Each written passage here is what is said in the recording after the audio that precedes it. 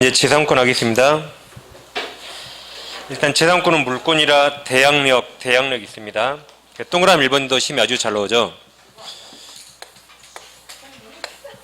갑소유 부동산의 을이 재산권자입니다. 재산권은 갑과 을이 계약했죠.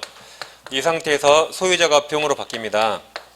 재산권은 물권이기 때문에 을은 갑과 맺은 계약을 제3자 병에게 대항할 수 있죠. 따라서 병은 내 땅에서, 내가 소유자죠? 내 땅에 나가라고 인도 청구할 수 없습니다. 이게 대항력이 따죠? 이게 30년이라면 30년 부담을 안 해야 됩니다. 동그라미 2번. 재산권은 절대적 양도가 보장하죠? 소유자의 의사에 반하여도 양도할 수 있다. 근데 전세권은 제한이 있습니다. 3번. 이제 치료지급이 2년 연체하면 소멸 청구할 수 있습니다. 그럼 이 그림에서 을이 갑에게 지를 1년 연체했어요. 1년 연체. 그리고 소유자가 병으로 바뀝니다. 병으로 바뀌었죠? 양수인에게 또 1년 연체했다. 그럼 양수인 병은 이거 합산이 2년이니까 나가라고 재산권 소멸 청구할 수 있나요? 할 수 없죠. 양수인 나에게 2년이 돼야 되죠. 이건 갑과 을 간의 채권 채무라 합산할 수 없습니다. 양수인 나에게 2년이 돼야 돼요. 그게 동그라미 3번입니다. 그다음 이제 4번부터 법정상권이에요. 법정상권. 법정상권은 366조와 관법지 이제 그걸 보셔야 됩니다. 먼저 366조 법정상권. 이건 두 개만 다시 한번 해볼게요. 이제 이 갑소유 토지 건물이 있습니다. 갑소유 토지 건물. 분별 끊으면 원장님 뭐라 하겠네요. 나와서 재산만 축 내고 있니? 이렇게. 여긴 갑소유는 나대지가 있다. 나대지. 여기서 토지만 저당권이 나와요. 토지만 저당권자 A가 나온다 보세요. 여기도 토지만 저당권자 A가 나옵니다. 그럼 어떤 토지에 돈 많이 빌려줘요? 당연히 나대지에 돈을 더 많이 빌릴 것이고, 여긴 건물이 있는 토지라 토지 가치가 거의 없으니까 아주 소량 적은 양 빌릴 겁니다.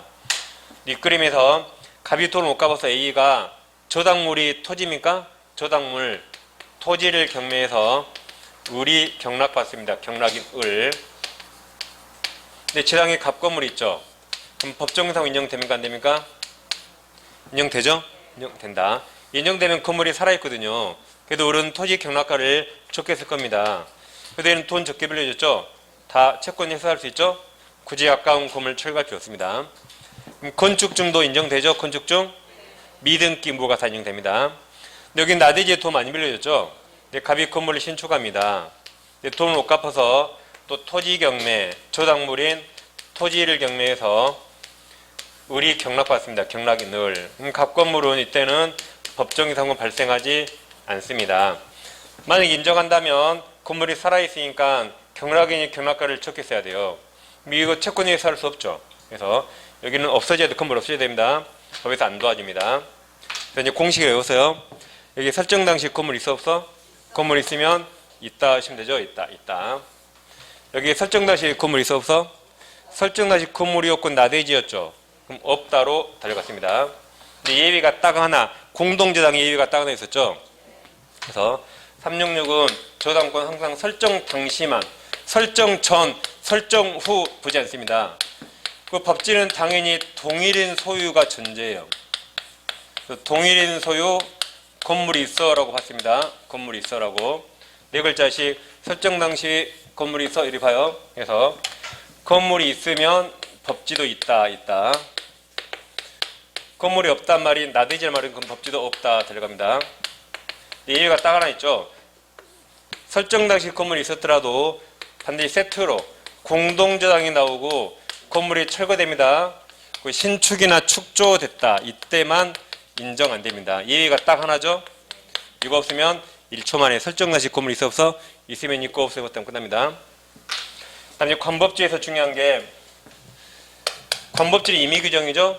중요한 게 강제경매입니다. 그럼 강제경매는 보통 이렇게 하는 거죠. 강제경매는 담보권이 없는 그냥 돈만 빌려준 사람, 일반 채권자, 담보가 없는 자가 하는 게 강제경매입니다. 예를 들면 형제가 아닌 형이 동생한테 3억을 빌려주고 형제가 아니라 저당권 안 잡았어요.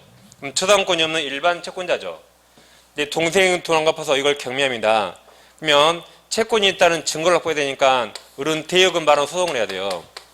빌려주는 갚으라고 대여금 만원 소송을 해야 되는데 소장이 갑에게 날아가면 갑이 빼 돌려버립니다.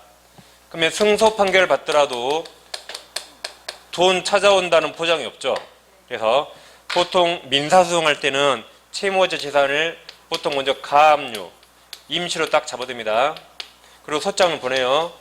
빼 돌려야지 이미 잡혀있는 거죠. 못 빼돌리죠. 승소 판결 받으면 이게 집행권원이 됩니다. 그래서 이 집행권원 가지고 이렇게 경매인 강제경매죠. 강제경매할 수 있다. 그러면 이제 무슨 요력이 생겨요? 압류. 이제 분압류라 하죠. 분압류. 여기 아까 가짜압류고 압류 또는 분압류가 이렇게 되는 겁니다. 이런 식으로 이제 강제경매죠. 그럼 관법질 한번 봐볼게요. 이쪽에 볼게요. 관법질. 공식 외웠습니다. 자, 여기는 갑소유 토지 건물이 있습니다. 토지 건물. 여긴 갑소유 나대지가 있다. 그럼 둘 중에 법정이상권 어디가 생겨요? 위쪽이죠. 건물이 있으면 끝까지 건물이 있게 도와줘요. 그래서 관습상 법정이상권 인정된다. 여기 나대지죠. 그럼 도와줄 필요 없죠? 끝까지 나대지로 가는 거 끝까지. 그러니까 여기는 인정할 필요 없다. 이렇게 답은 1초 만에 나온다 했어요. 이제 이 그림에서 이 토지에 저당권이 나오거나 또는 여기처럼 가압류, 압류 같은 게 나온다. 가압류, 압류. 여기도 이 토지에만 저당권이 나오거나 또는 가압류, 압류 같은 게 나온다 해보세요. 그럼 어떤 토지에 돈 많이 빌려줘요? 당연히 나대지에 돈을 많이 빌릴 것이고 여기는 건물이 있으니까 토지에 적게 빌려주겠죠. 근데 여기서 토지가 강제경매가 나옵니다. 강제경매. 그럼 강제경매란 이자가 한 거 아니에요. 이자가 경매하면 의무경매죠. 이런자 관계 강제경매예요. 강제경매. 그래서 경락인이 을이 나왔다. 그럼 건물 강제경매는 관법지죠. 그럼 발생해 줍니다. 발생하면 건물이 살아있거든요. 그럼 우리 토지 경락가를 적게 써요. 그래도 내일도 돈 적게 빌려있죠. 충분히 채권에 살 수 있죠. 그러니까 법에서 도와줘도 상관없습니다. 여기 나대지에 돈 많이 빌렸거든요. 근데 갑이 멋대로 건물 지었습니다. 근데 또 돈 못 갚아서 토지가 강제경매가 나옵니다. 그래서 을이 경락받았다. 이때는 법에서 안 도와집니다. 만약에 이게 인정돼버리면 건물이 살아있죠. 을이 경락가를 적게 써야 되거든요. 토지 경락가. 그럼 채권 내에 살 수 없죠. 이때는 법에서 안 도와줘요. 철거대가 내버려 두는 겁니다. 그래야 나대지 가치를 높이 서서 채권에 살 수 있습니다. 네, 결론. 경매는 무조건 말소기준 권리. 그럼 만약에 부동산에 저당권도 있고 가압류도 있고 압류 세 가지 다 있다 해보세요. 그럼 그 셋 중에 날짜 제일 빠른 사람이 돈을 제일 많이 빌려줬겠죠. 그래서 이 셋 중에 날짜 제일 빠를 당시에 건물이 있었는가 없었는가 기준입니다. 셋 중에 날짜 제일 빠를 당시에 있었는가 없었는가 기준이에요. 기준은. 그리고 매각대금 완납시 X. 이 셋 중에 제일 빠를 당시고 매각대금 완납시 X입니다. 자, 프린트로 오시면 동그라미 4번.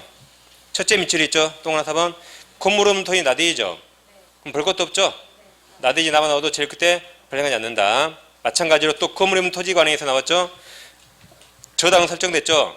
그럼 설정된 건물 없잖아요. 그럼 제일 끝에 발생하지 않는다.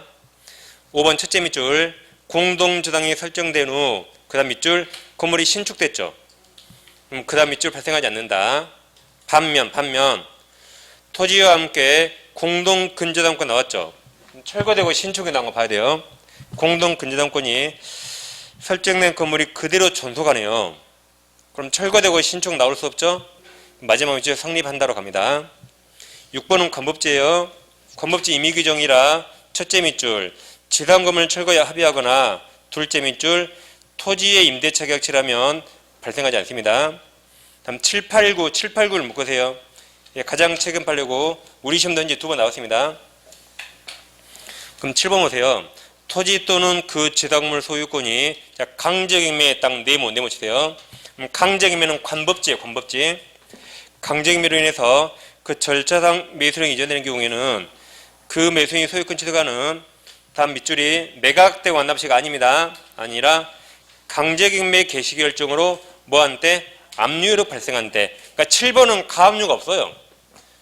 가압류 없이 바로 압류한 거다. 그럼 압류가 제일 빠르죠. 압류로 발생하시. 동그란 8번 강제경매 목적이 된 토지 또는 그 지상물에 대해서 강제경매 개시 결정 이전에 가압류가 되어 있다가 그럼 가압류 동그라미 가압류가 되어 있다가 그 가압류가 강제경매 결정으로 인해서 본압류로 이행되어 경매절차가 진행된 경우에는 그럼 뭐가 제일 빨라요? 가압류에서 밑줄 가압류로 발생할 때 기준입니다. 9번 강제경매 목적이 된 토지 또는 지상물에 관해서 강제경매를 위한 압류나 그 압류에 선행한 가압류가 있기 이전이죠. 이전에 다음 저당권 동그라미. 그럼 셋 다 있죠. 뭐가 제일 빨라요? 저당권. 그래서 아래 밑줄 저당권 설정 당시 기준. 셋 중에 제일 빠른 겁니다. 말소 기준 원리. 넘깁니다. 지역권이 나옵니다. 지역권.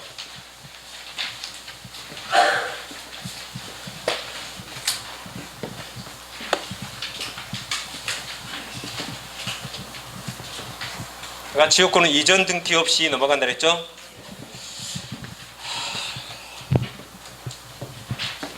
여기 공로가 있습니다. 공로가 있는데 갑토지, 을토지가 있어요. 을은 공로로 나간 길이 있습니다. 이렇게 다녀야겠죠? 이렇게 가면 편하겠죠? 그때 우리 갑을 잘 꼬셔서 지역권이란 것을 설정하기로 합의합니다. 물권이라 등기가 되죠? 지역권 등기까지 하면 우리 지역권을 취득합니다. 물토지가 도움을 요청해서 요역지라죠. 갑토지가 도움을 승낙해서 승역지랍니다. 그럼 지역권은 요역지라는 권리죠? 딱 붙어 있어요. 그럼 편익을 얻는 토지는 일필지 전부해야 돼요. 승역지는 좁아도 상관없죠. 일필지 일부도 가능합니다. 근데 이건 전부 해야 된다. 전부해야 됩니다. 그 다음에 이제 지역권은 요역지 완전히 종된 권리입니다. 이게 몸이면 이게 그림자예요. 그래서 요역지 소유권을 A에게 양도하면 지역권 아까 이전 등기 없이 따라갑니다. 등기 없이. 아까 등기 없이 외웠죠? 심법 기피 혼나고 구속돼 지 등기 없이 따라갑니다. 등기 없이. 다음에 매매가 아니라 이제는 토지를 A에게 빌려준다. 용의권. 임대차하거나 지상권 설정하거나 전세권 설정하면 A가 토지를 사용하죠. 그럼 A가 지역권으로 A가 왔다 갔다 해야겠죠? 할 수 있다. 다음 요역지는 토지니까 토지의 저당 설정할 수 있죠. 그럼 토지 저당권은 종된 권리에 미친다. 이게 다 부종성이에요. 이번에 이제 시험이 제일 잘하는 거. 자, 몸이 가면 그림자 따라가는 거죠. 이번엔 반대로 요역지는 내버려두고 지역권만 양도할 수 있나요? 할 수 없습니다. 몸은 가만히 있는데 그림자 움직여요. 그거 귀신이에요. 그리고 요역지와 분리해서 지역권에만 저당권 설정 못합니다. 저당이 가능한 권리는 딱 두 가지죠. 지상권, 전세권, 지역권 X. 단, 요역지 저당 설정할 수 있죠. 토지니까. 그럼 여기 종대권을 미칩니다. 근데 반대로 요역지 분리해서 여기만 저당 못한단 말이죠. 그게 이제 동그라미 1번이 두 개 있네요. 1번, 2번, 3번까지 했습니다. 3번까지. 자, 동그라미 1번 여기죠? 파란색, 노란색. 동그라미 1번. 지역권은 요역지 소유권의, 아니, 동그라미 2번 자리. 지역권 요역지 소유권 부정이란다. 파란색. 등기 없이. 그 다음, 동그라미 3번은 지역권 요역지와 분리해서 양도하거나 다른 권리 목적하지 못한다가 빨강색. 이 빨강색 시험이 제일 잘 나오죠? 그 다음, 이게 취득시 가능하죠? 근데 불법적 의무자 취득시 할 수 없죠? 그리고 취득시 완성하면 전속기간 제한 없음 무제한 대신 승용치 소유자에게 손해를 보상해줘야 됩니다. 작년 정답. 이제 21번 전세권 오세요. 전세권은 동그라미 1번. 목적물 인도는 전세권 성립 요소가 아닙니다. 동그라미 2번. 전세금은 요소죠. 지급해야 됩니다. 단 반드시 돈이 현실적으로 오갈 필요 없죠. 수수될 필요 없다. 기존에 받을 돈 채권으로 가름할 수 있습니다. 그 다음 동그라미 3번이 대항력이 있다죠. 아까 지상권 똑같죠? 지상권하고 갑소유 부동산에 전세권자 을이 있어요. 을. 계약간 2년에 전세금을 갑에게 3억 지급했죠. 이 상태에서 소유자가 병으로 바뀌면 을은 이 계약 누구랑 있죠? 갑과 있죠. 근데 물권이라 갑과 한 계약을 제3자에게 대항할 수 있죠. 그래서 을은 전세금을 신소유자에게 받죠. 갑에게 받는 거 아닙니다. 대항력이 있다 해서. 그 다음 동그라미 4번 아까 법정 등기 없이 했죠. 법정 등기 없이. 자 5번 전세권 최단기간 제한이 1년. 그리고 법정인신은 어디만 있다? 건물 전세권에만 있습니다. 다시 토지 전세권이 없어요. 토지 전세권에 없는데 건물 전세권에만 있는 게 있습니다.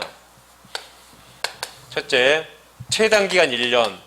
최단기간 제한 1년 어디만 있다? 건물에만. 그러니까 토지는 6개월 약정 유효입니다. 유효. 건물은 6개월 약정에도 1년까지 늘어나는 거죠. 그리고 법정인신은 어디만 있다? 건물에만 있어요. 건물에만.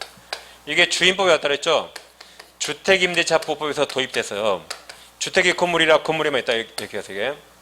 그리고 법정은 등기 없이도 제3자에게 주장할 수 있다 했죠. 다음 동그라미 6번 전세권자 또는 지상권자 물권자는 자기가 직접 목적물 유지선해야 돼요. 필요비 X. 단 유익비는 누구나 가능합니다. 7번 아직 시험이 안 나왔죠. 전세권 소멸과 동시행이죠. 동시행. 자, 갑소유 부동산을 을과 전세권 설정 계약을 하면 을은 전세금 성립 요소라 지급해야 되죠. 그리고 갑은 을에게 전세권 등기가 해줘야 되죠. 이제 전세권이 성립했습니다. 했는데 기간이 시작되면 을에게 점유를 넘겨야겠죠. 을이 점유하고 있어요. 그러다가 기간이 끝나면 갑은 전세금 반환하죠. 을은 목적물 반환 및 전세권 등기 말소해줘야 돼. 이게 서로 동시행이에요. 근데 전세권 끝나니까 을이 목적물을 반환했거든요. 근데 전세권 등기는 말소 안 해줬습니다. 그럼 갑 전세금 줘야 돼요? 안 줘도 돼요? 아니면 절반만 줍니까? 안 줘도 되죠? 이 미시기 때문에 안 줘도 됩니다.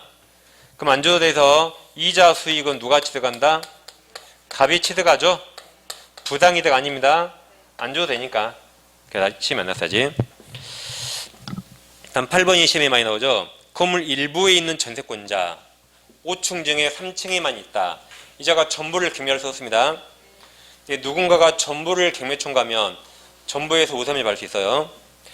다음 9번 전세권자도 물청이 있죠. 누가 불법 점유하거나 불법으로 뭘 하면 반환 청구나 배이제 청구할 수 있습니다. 넘깁니다. 유치권이 많게는 막 3문제까지 시험이 나오는 유치권이. 최근에 3문제까지 나온 적 있어요.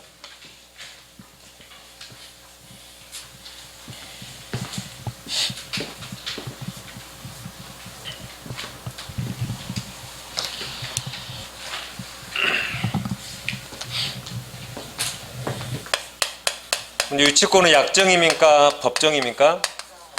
이건 약정이 아니고 법에서 정해진 거죠. 법정담보물권입니다. 법정하면 뭐가 떠올라요?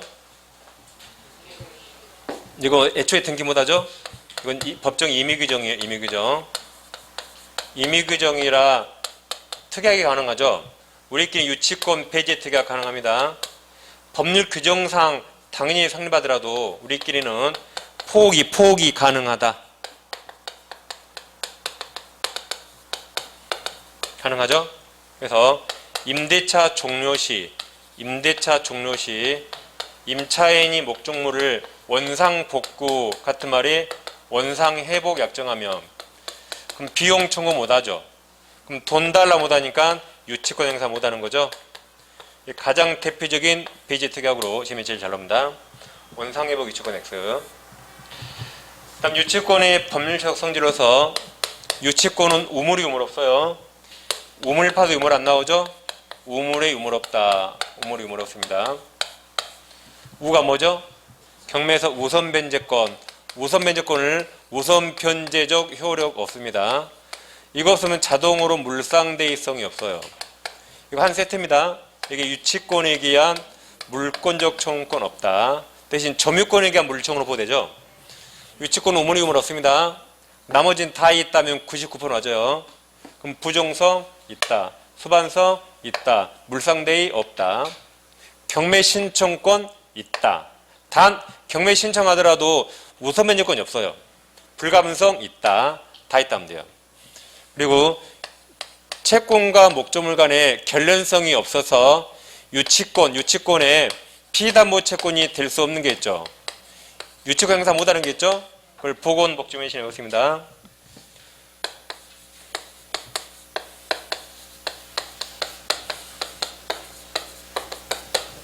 이게 보증금이죠. 권리금이고 이제 여러분 복 많이 받으시라고 신내린 제가 이제 복 많이 받으시라고 써놨어요.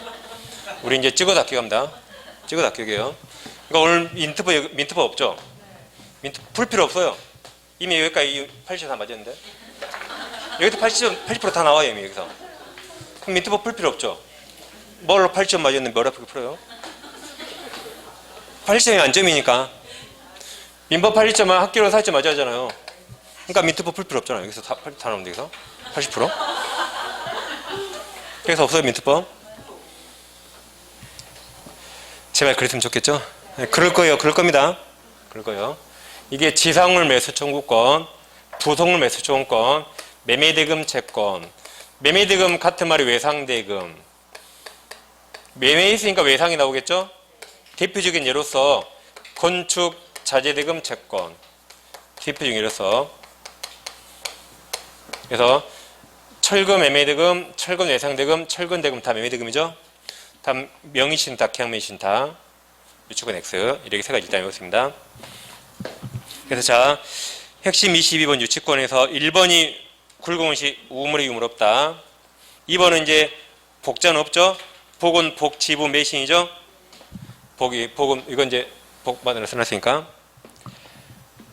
다음 3번 아직 우리 시험이 안 나오는데 자 유치권은 물건에 관하에 생긴 채권이어야 되죠. 목적 물건에 관하에 생긴 채권. 이게 결련성이 있어요. 결련성. 그럼 자 물건과 원래 채권의 결련성 있잖아요. 근데 만약 이 채권이 손해배상 채권으로 바뀌었다. 손해배상 청구권이나 채권으로 바뀝니다. 그럼 그놈이 그놈이죠. 그럼 여전히 결련성 있다. 여전히 결련성 있다. 그래서 원래 물건과 원 채권의 결련성이 있었죠.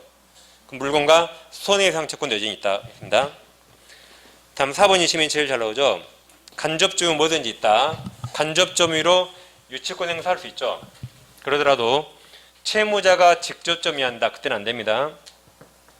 다시 간접점유 뭐든지 다 있다. 간접점유로 유치권 행사할 수 있는데 채무자를 직접 점유자로 했대요. 그럼 자 여기 봐보세요.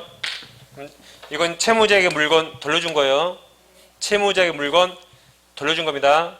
이때는 간접점유로 유치권 행사 못합니다. 그냥 물건 돌려줘요. 채무 돌려준 거예요. 간접점유는 채무자가 아니라 제3자가 직접 점유해야 돼요. 그럼 간접점유자에게 물건 안 갔죠. 이때 간접점유로 아니 죄송합니다. 제3자가 직접 점유하면 채무자에게 물건 안 돌아갔죠. 채무자에게 이때 간접점유로 유치권 행사할 수 있습니다. 그 다음 5번이 임의규정이란 말이고 6번 넘어보세요. 324조 6번 유치권자는 채무자 승낙 없이 유치물에 사용되어 또는 담보주관이 못한다. 그러나 유치물의 보존에 필요한 사용은 그러하지 아니하다가 채무자 승낙 없이 사용할 수 있다.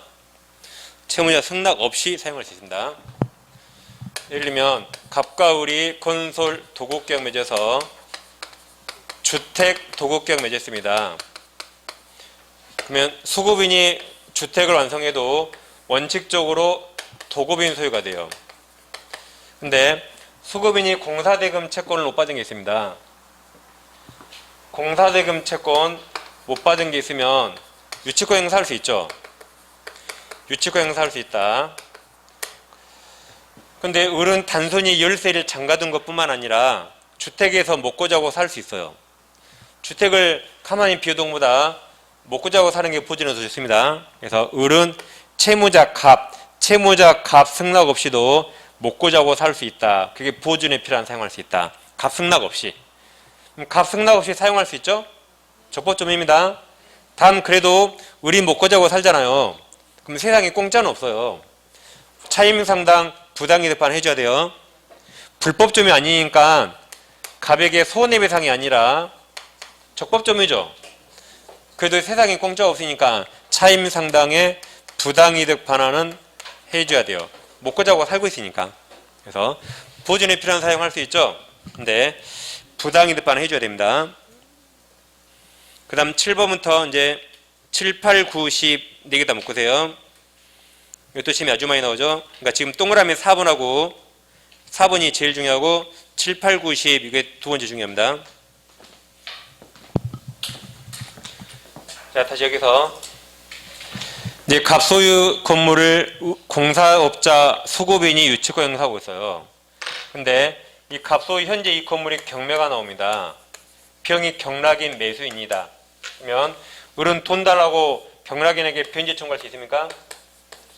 변제 청구 못하죠. 채권은 채무자에게만 행사해야 돼요. 병은 읽어본 적 없죠. 경락인에게 돈 달라 못합니다. 근데 유치권은 물권이라 유치권은 전 세계 누구한테나 행사할 수 있어요. 이렇게. 그래서 을은 돈 달라 못해도 유치권 행사할 수 있다. 잘 비교하세요. 이처럼 건물에 유치권이 있으면 경락인 매수인이 있죠. 매수인에게 유치권 행사에서 못 나갈 수 있어요.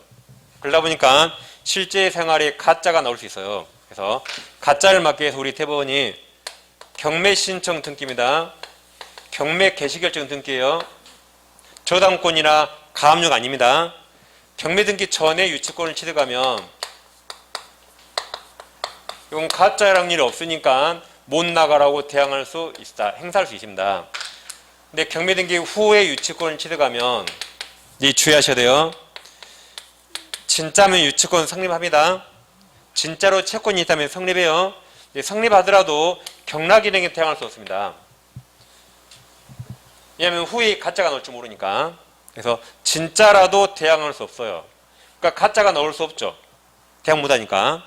이래 판시함으로써 경매 등기 후에 나올 가짜를 아예 미연에 방지하는 거죠. 그래서 그러면 경매 등기하면 아까 전에 압류 효력이 생겨요. 압류 효력. 그래서 경매로 인한 압류 효력 발생 전에 취득하면 대항할 수 있다. 근데 경매로 인한 압류 효력 발생 후 취득하면 대항할 수 없다. 잘 비교하세요. 저당권이 아닙니다. 그럼 동그라미 7번은 매수인에게 인도 거절할 수 있죠. 유치권 편의 정보단을 했고. 동그라미 8번 보세요. 자, 유치권이 성립되려면 일단 채권이 변제기 도리해야 되고 점유 유치가 점유죠. 점유도 해야 됩니다. 유치권 성립하려면. 그럼 동그라미 8번 채무자 소유 건물 등 부동산에 강제경매 개시결정 기입 등기가 경로되어 압류 효력이 발생한 이후죠. 이후 채무자가 위 부동산에 관한 공사대금 채권자에게 점을 이전함으로써 그로 하여금 유치권을 취득하겠다. 그럼 여기죠? 후 취득했지만 제일 그때 대항할 수 없다고 하면 됩니다. 사실 다 읽을 필요 없죠. 그 다음 9번 보세요. 채무자 소유 건물에 관해서 중개측도 공사 도급받은 소급인이 잘 보세요. 경매 개시결정 기입 등기가 마쳐지기 전이죠. 채무자에게서 건물이 자 점유동을 하면 점유를 먼저 했네. 이렇게 점유. 아직 유치권 성립 못했어요. 점유를 이제 맞다 하더라도 그 다음 밑줄이 나오죠. 경매 개시 결정 기입 등기에 맞춰져 압류 효력이 발생한 후네요. 후 공사를 완공하여 공사대금 이제 채권 동그라미 인재 채권 취득했네요. 채권. 채권을 취득함으로써 그때 비로소 유치권 성립했다. 그러면 빨강색이에요? 파랑색이에요? 파랑색이죠? 그럼 대항할 수는 없다로 들어갑니다. 없다. 다음 10번.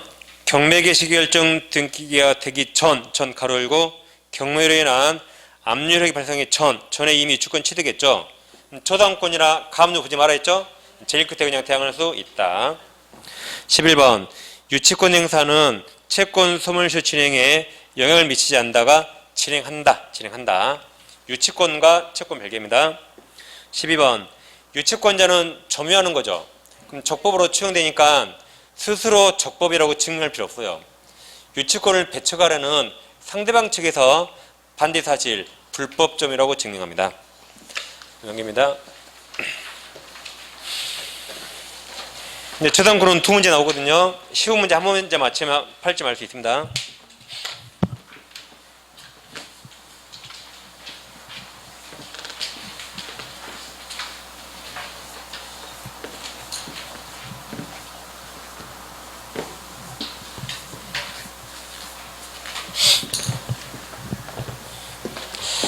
먼저 자, 동그란 1번.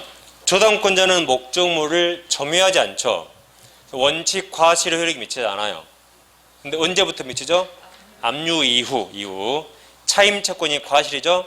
압류 이후 미친다. 원래는 안 미칩니다. 다음 2번 2, 3, 4를 묶은다. 2, 3, 4. 그게 지금까지 시험에 제일 많이 났습니다. 2, 3, 4.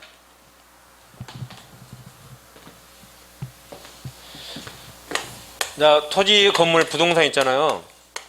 부동산에 저당권이 설정되면 이 부동산을 위한 종물이나 또는 종된 권리 또는 부합된 물건이죠. 부합된 물건 면 여기까지 저당권은 다 미칩니다. 시간 선호를 따지지 않는다 그랬어요. 시간 선호를. 그래서 부동산에 저당권이 먼저 설정되고 이후에 생기더라도 다 몸이 된 거죠. 그럼 다 미친다. 내 몸이 살이 쪘죠? 그럼 다 내 삶아지니까 전부의 다 암세포 들어온다 해서 암세포 다 미칩니다. 예를 들면 갑이 1층을 신축했거든요. 그리고 여기에 저당권이 설정됐어요. 그 다음에 2층을 중축합니다. 중축. 그럼 2층은 둘 중에 하나예요. 1층이 기존 건물이죠. 여기와 동일성이 있다면 여기면 별도로 등기할 수 있어요. 근데 1층과 동일성이 없다면 1층이 부합된 겁니다. 그럼 내 똥배가 나온 거죠? 내피 맞잖아요. 그럼 저당권이 여기까지 다 미친다. 그럼 이건 면적이 증가했다고 표시 변경 등기가 되는데 표시 변경 등기를 하지 않았습니다. 그래서 다 미치는 거죠. 근데 저당권자가 이제 건물을 경매 청구해요. 그럼 이건 경매 목적물로 평가되지 않은 겁니다. 2층 부분이 등기 안 돼 있으니까 경매 목적물로 평가되지 않았어요. 그래도 경락인 B가 나오면 B 2층까지 전부 다 취득합니다. 왜 그래요? 저당권 미쳤으니까 다 취득한다. 이게 중요한 거 아니에요. 다 미쳤죠? 이게 노란색? 그럼 다 취득한다. 그게 동그라미 3번의 밑줄이 경매 1차에서 3번의 셋째 줄이 밑줄에 긴 밑줄 있죠? 경매 1차에서 경매 목적물을 평가되지 않았다 다 취득합니다. 다음 4번이 제일 심하게 났죠? 종물, 종된 권리 미친다. 그래서 아파트 전유 부분이 있다면 종된 권리, 대지권, 대지 사용권이 있어요. 그러면 전유 부분에 대한 저당권은 여기까지 다 미친다. 두 번째, 갑소유 토지를 을이 빌렸어요. 을이 지상권을 취득했거나 또는 토지 임차권을 취득합니다. 우리 지상에 이제 건물 지었죠. 건물은 을소유인데 토지는 갑소유죠. 그러니까 이런 종된 권리가 필요한 겁니다. 여기서 건물의 저당권 설정하면 저당권은 건물을 위한 종된 권리에 미친다. 이것도 지금 2년 연속심에 나와요. 따라서 저당권자가 건물을 경매 청구하면 경락인평은 건물 취득하고 뭐까지 취득하죠?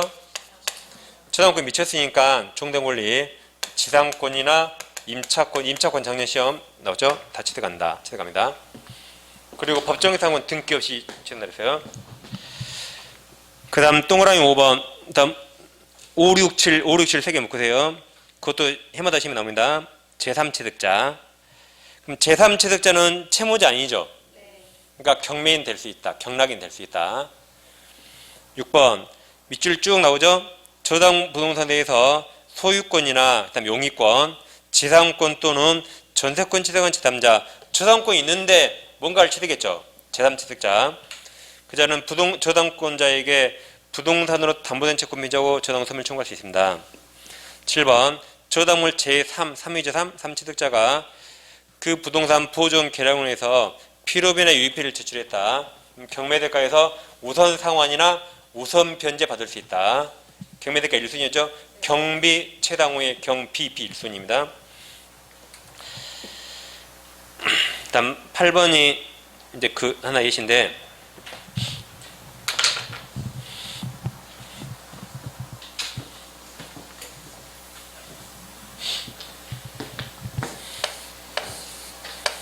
자, 갑소의 부동산에 이제 근저당권자가 있습니다. 근저당권자 을이 있어요. 채권 최고액을 3억이라고 가정합니다.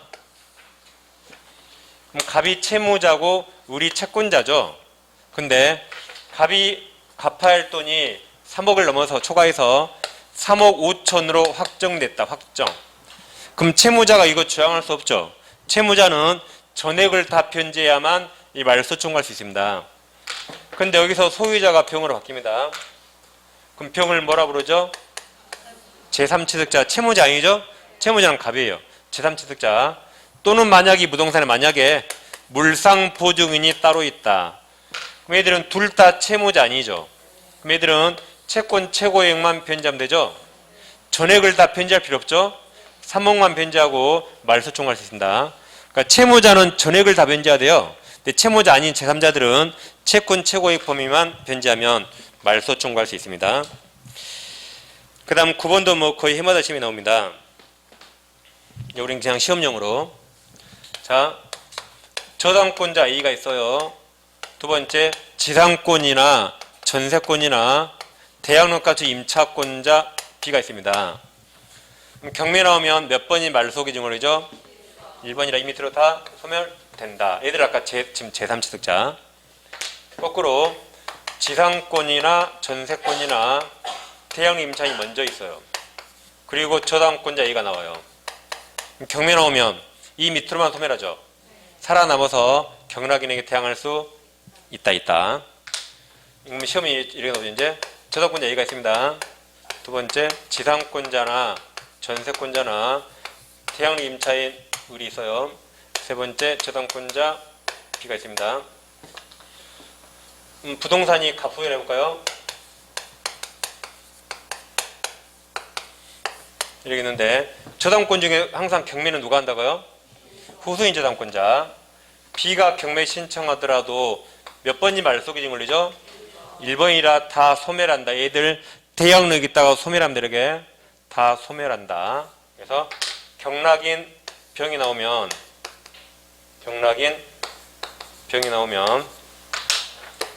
다 소멸했죠? 그럼 얘들은 경락인에게 대항할 수 없고 다 소멸했다. 대항할 수 없다. 그래서 경락인이 너희들 다 나가 그럼 다 쫓겨나는 거죠? 다 방 빼고 다 쫓겨난다. 대항할 수 없습니다. 그럼 대항할 수 없다는 것은 경락인이 갑주의를 승계합니까? 승계하지 않다죠? 경락인 매수인은 양도인 갑주의를 승계하지 않는다. 같은 말입니다. 근데 자 여기서 보세요. 지금 저당권 있고 이래들이 있잖아요. 만약에 이 상태 매매 양도가 돼. 매매. 그래서 병 앞으로 등기하면 매매는 무슨 순? 시간순. 병 등기보다 이들의 시간이 빨랐죠. 그럼 이 일들은 신소유자에게 대항할 수 있다. 경매니까 아니 매매니까 시간순. 병이 나가 그래도 안 쫓겨납니다. 안 쫓겨나요. 기간을 다 채우는 거죠. 그럼 이 나갈 때 누구에게 전세금 받아요? 병에게. 이 보증금 누구한테 받아요? 병에게. 이게 대항할 수 있답니다. 그 말은 양수인이 양도인지를 승계하는 거죠. 같은 말이다. 같은 말이다. 아무튼 지금 경매는 소멸합니다. 근데 굴궁시 분유법, 분묘기지권, 유치권, 법정계산권 얘들은 살아남는다 했죠. 그래서 9번은 다섯 줄줄이 예컨대에서 이 말이 다 쓰였어요. 이 사례가. 이게 이해되면 볼 필요 없습니다. 굳이 예컨대를. 다음 10번입니다. 이제 근저당 10번, 11번은 두 개 다 묶어보세요. 10번, 11번. 근저당권은 채권이 얼마일지 모르죠. 언젠간 채권이 확정됩니다. 그래서 확정을 항상 가정에 공부합니다. 근저당권은 채권이 확정돼야 돼요.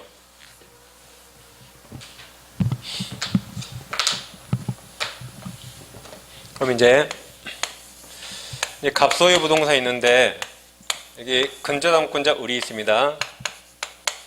근저당권자 을 밑에 후순위 담보권자 뭐 근저당이든 저당권자든 병이 있다 해보세요. 이때 시험은 선순위 을 채권을 시험에 물어봅니다. 을 채권. 우리 스스로 경매 신청했어요. 그럼 너희들 다 얼굴 그만 보자 말이죠. 이날 을 채권이 확정된다. 확정됐죠? 경매를 취하더라도 이미 확정이 됐죠? 효과는 번복되지 않습니다. 근데 나보다 내 아랫놈 후순위가 경매 신청해요. 그럼 경매가 중단될지 모르니까 경매가 다 끝나서 매각대금 완납시 이때 누구 채권이라고요? 선순위 을 채권이 병채권 아니에요. 선순위 을 채권이 이날 확정됩니다. 시가 서로 사람들에게. 그 다음 제일 밑에 동그라미 11번. 이제 피담보 채권이 확정되면 보통 저당권으로 전환됩니다. 확정 이후에 생긴 새로운 채권은 이제 근저당으로 담보한대요. 근데 확정 전에 발생한 채권이 있어요. 확정 전에 발생한 채권 이자나 지원 손해금이 확정 후에도 발생합니다. 그러면 확정 전에 발생했죠. 그러면 확정 후에 발생한 이자나 지원 손해금 전부가 아니라 채권 최고액 범위 내에서 담보해준다.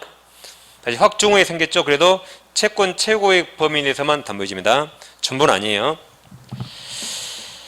여기까지 하시고 이제 계약법입니다. 계약법은 24번까지 빨랐기 계약 24번. 핵심 24번 계약 성립 있습니까? 청약과 승낙은 이제 해마다 시험에 물어보죠. 우리가 자판기를 대비했습니다. 자판기를 잘 대비하면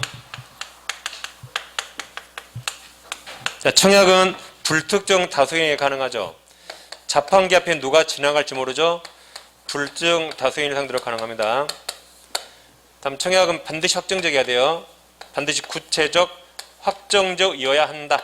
자판기에 반드시 가격 써있죠. 뭐 300원, 500원 써있잖아요. 그 다음 승낙기간 정해야 한다. OX 뭐예요? 승낙기간 정해야 한다. X입니다. 민법에서 아무튼 기간 정해나 무조건 틀렸다 그래서요. 그럼 자, 청약은 불특정 다수인 가능하죠. 그럼 승낙도 불특정인을 상대로 할 수 있습니까? 승낙은 불특정인을 상대로 할 수 없죠. 이게 동전 투입이에요.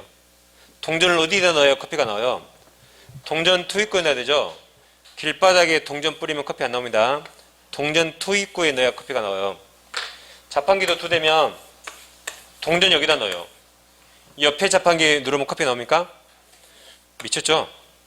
안 나온다고 발로 차면 안 됩니다. 여기다 동전 쓰면 그걸 눌러야 돼요.